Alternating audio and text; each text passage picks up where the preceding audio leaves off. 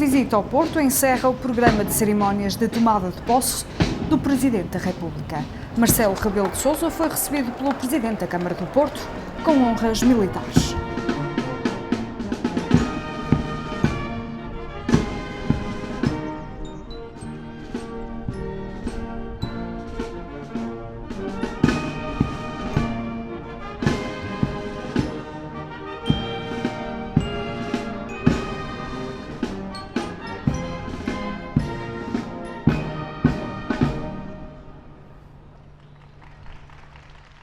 Como Presidente, é o de todos os portugueses, em todos os territórios e latitudes e em todas as circunstâncias, boas ou menos boas.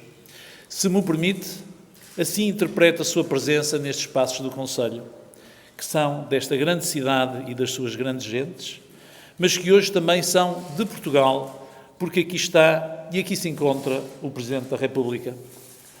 Honra-nos que aqui esteja, Sr. Presidente.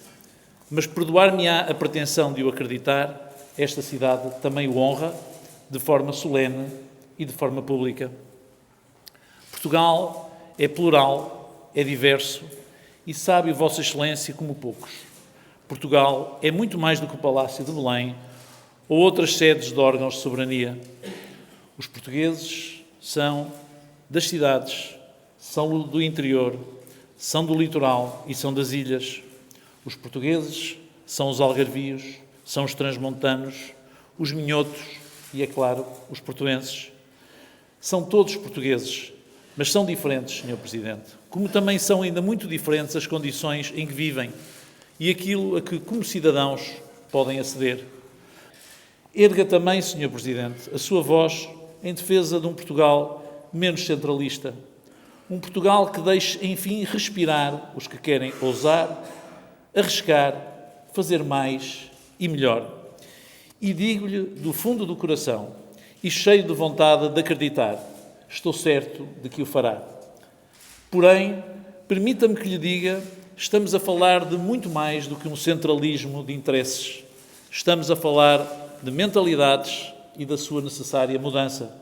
E aí, a dificuldade que tem pela frente é ainda maior, porque interfere com aculturações ancestrais, porque é interior, porque esta pulsão pelo centro, em detrimento de tudo o resto, quase sempre se dissimula e embeleza para não ser notada. Hoje está nesta cidade do Porto, pela primeira vez nessa qualidade. Sei que é na proximidade que vai desenvolver o seu mandato e ao longo do dia irá sentir que esta cidade, liberta e aberta, tolerante e abrangente, está próxima de si. O Porto saberá sempre acolhê-lo e incitá-lo a continuar na jornada de todos unir. O Porto e os portuenses desejam-lhe toda a sorte neste desafio que agora enfrente. Sinta-se sempre bem-vindo no Porto. Aqui vir e aqui estar hoje a terminar as cerimónias de posse, iniciadas em Lisboa, é a dois títulos simbólico. É simbólico como homenagem ao Porto, ao seu passado, ao seu presente e ao seu futuro. É simbólico como sublinhado de virtudes nacionais num tempo atreito a desânimos, desilusões e desavenças.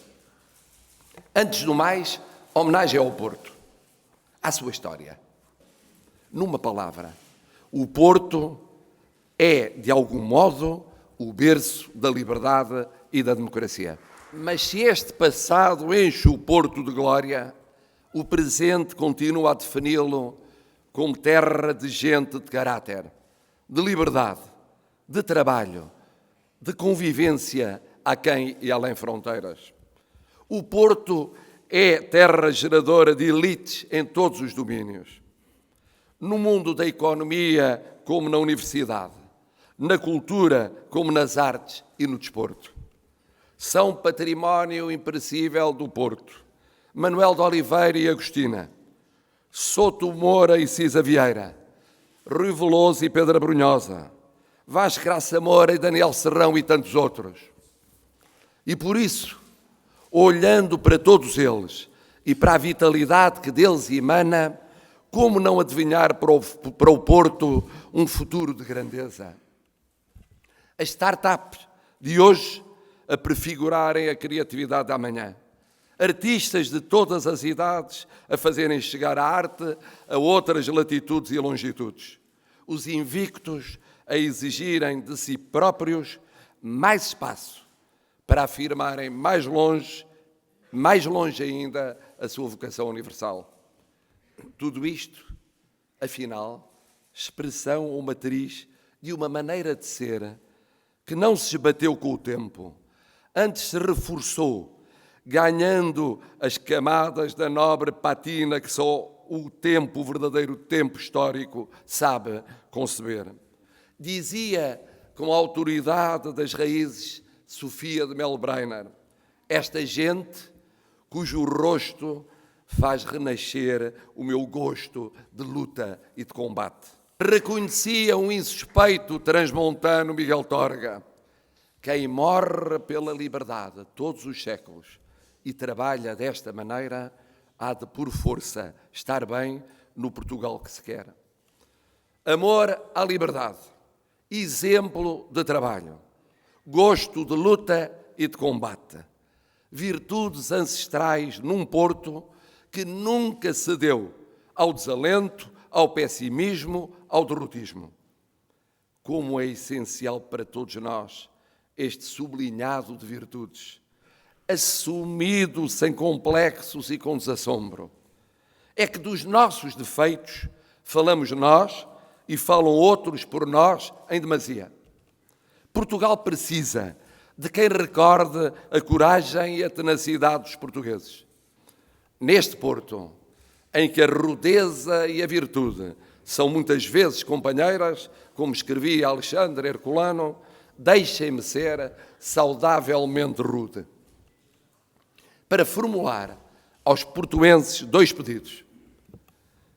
O primeiro, o de que jamais troquem a sua liberdade, o seu rigor no trabalho, os seus gestos de luta e de coragem por qualquer promessa de sebastianismo político ou económico. O futuro é obra de todos, não é dádiva de ninguém. O outro, o de que nunca se rendam à ideia errada de que quase 9 séculos de história são obra do acaso, que é uma fatalidade que Portugal esteja votado a ser pobre, a ser dependente, a ser injusto, a não ter lugar para a vontade dos portugueses. Temos de acreditar em nós próprios e no que valemos e podemos, para que as crises deixem de ser o único horizonte possível, para que seja possível, ao menos de quando em vez, abrir caminho ao sonho. Aqui, no Porto, é impossível não acreditar em Portugal. Terminada a cerimónia, deslocaram-se à varanda da autarquia para cumprimentar a cidade. Segue-se a assinatura do livro de honra e a sessão de cumprimentos.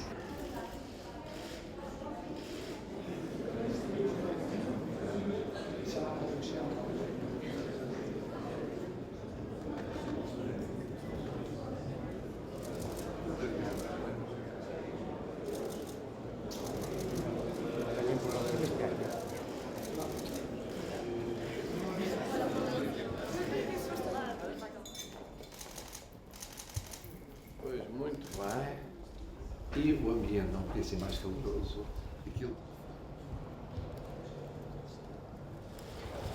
Uma vinda simbólica ao norte, que é vista como um sinal da importância da Invicta.